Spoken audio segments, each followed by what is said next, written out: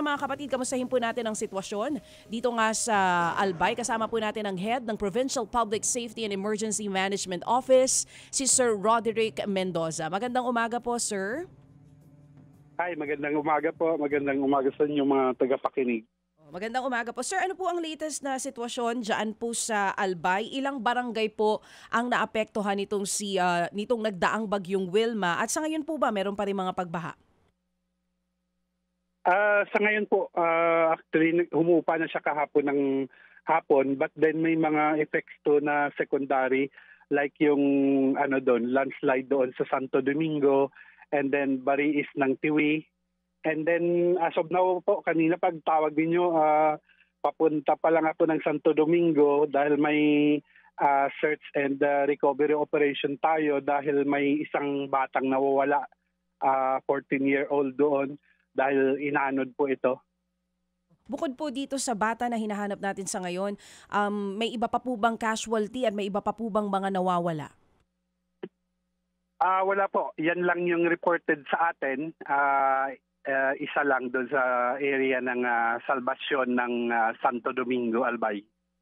At sir, balikan ko lang po yung tanong ko kanina. Ilan po ulit barangay ang naapektuhan itong si Bagyong Wilma? All over Albay kasi yung yung pag-uulan. So ang mostly yung reported kasi dito yung may mga areas with flooding.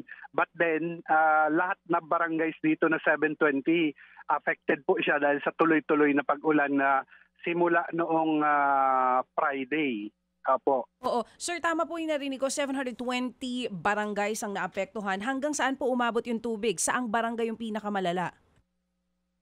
Ang mga may reports na pagbabaha, hindi naman masyado kataasan. Doon sa may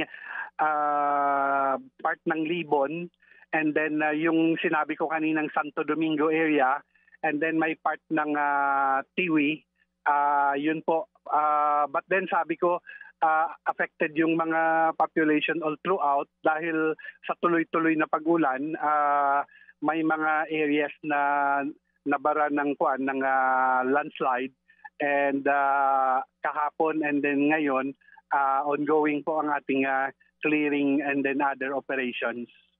So ibig sabihin hindi nga lang pagbaha ang problema na po natin ngayon, yung landslide na binabanggit ninyo. Ito pong Libon maging sa Santo Domingo, sa ngayon po humupa na yung baha. Humupa na po siya, ma'am, kahapon pa actually ng hapon. So titingnan pa natin yung other secondary effects nitong baha at saka ulan doon sa area dahil mapapasok na siya natin ngayon. Ilang pong pamilya ang kinakanlong ngayon ng mga munisipalidad po, sir? Actually, Manong Ted, yung reports na pumasok sa atin is nasa 300 plus. But hindi natin in-stop doon yung figures dahil sigurado may mga papasok pa ibang report sa ngayong araw, Manong Ted, dahil may mga ibang mga MDRMOs na busy sila doon sa paglikas at asikaso ng kanilang mga constituents. Opo. Sa ngayon po maganda ng panahon, sir? Maganda na po, opo. Okay, good. Kumusta pong Legazpi City? Maganda na pong Legazpi ngayon, magandang panahon. Actually, nandito ako ngayon sa office and going to Santo Domingo. Opo, meron ho ba din mga binahang barangay sa Legazpi? Ang mga baha dito sa Legazpi is pabuko-buko lang, like doon sa Bitano, and then sentro mismo ng Legazpi, Manong Ted, lagpas sa buko-buko, and then may mga isolated pang iba dyan sa barangay dyan sa slope ng Mayon Volcano. Opo. Sa mga nagdaan po bang bagyo, mas mababa ngayon ang bahang ito? Mas kakaunti o pareho lang po? Ano po inyo pong pagkakahalintulad? Mababa ang mababa ang level, but then ang pag-uulan tuloy-tuloy. So hindi inaasahan ng mga tao na ganito kahaba yung pag-uulan. And then yung other effects ng pag-uulan tsaka yung sabi ko nga it's a combination na ng ulan, landslide tsaka baha. Opo. Mayroon pa ho bang sapat na pondo ang probinsya para po sa inyong pangangailangan ngayon?